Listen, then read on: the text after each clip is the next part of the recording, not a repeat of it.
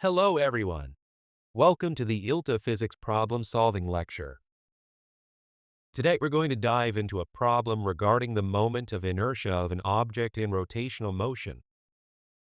Although it's not immediately obvious from the name, moment of inertia is a physical quantity that is analogous to, or essentially the equivalent of, mass in rotational motion. Let's think about a figure skater spinning, just like in the diagram on the right. We already know from experience that if they start spinning with their arms spread out and then pull them into their chest, their rotation speed increases. To explain moment of inertia from a more mechanical perspective, you can think of it as a measure of how difficult it is to change an object's rotational motion. In most cases, physics problems don't just ask you to calculate the moment of inertia on its own. Instead, it's usually part of a larger question involving rotational dynamics. In today's session, we'll briefly summarize the concept and general characteristics of the moment of inertia, and then we'll work through some representative calculation problems together. We define the moment of inertia as the rotational equivalent of mass. So, how exactly do we calculate it?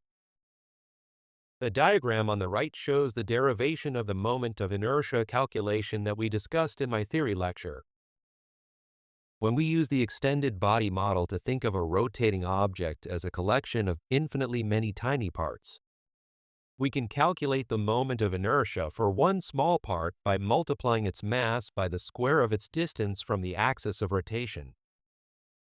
For the detailed derivation of this formula, please refer back to the related theory lecture. In rotational motion, the moment of inertia shares the same physical significance and relationship as mass does in linear motion.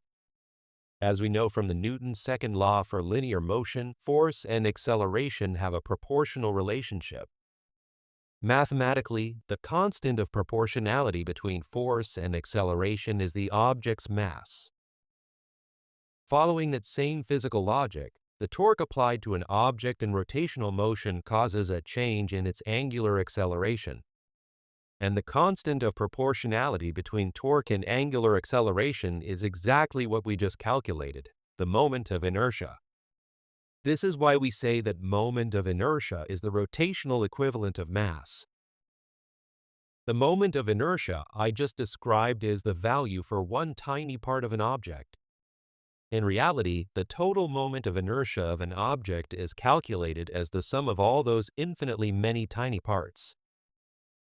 At our physics level, we're going to skip the difficult mathematical derivations and simply memorize the moments of inertia for a few common shapes we'll see often, so we can use them in our calculations when needed.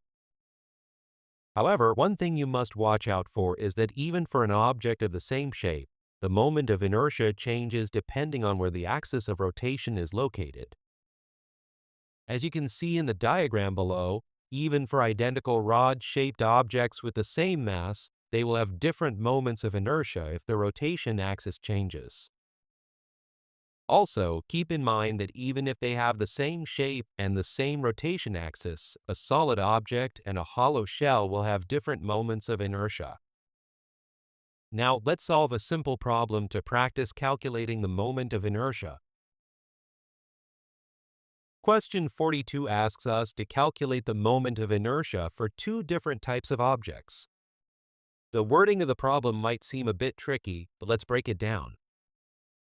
We can calculate the moment of inertia for a merry-go-round shape like a uniform circular disc with a mass of 88 kilograms and a diameter of 1.8 meters. The question asks, how many children, each weighing 22 kilograms, would need to stand at the very edge of the merry-go-round for the total moment of inertia of the entire system, including the merry-go-round and the children, to double? To put it simply, the question is asking how many children it takes for their combined moment of inertia to equal the moment of inertia of the merry-go-round itself. First, let's calculate the moment of inertia for the disc-shaped merry-go-round. Using the formula for a solid disk and plugging in the mass and radius, we get 35.64 kilograms meter squared. Now, let's calculate the moment of inertia created by one child standing at the very outer edge of the merry-go-round.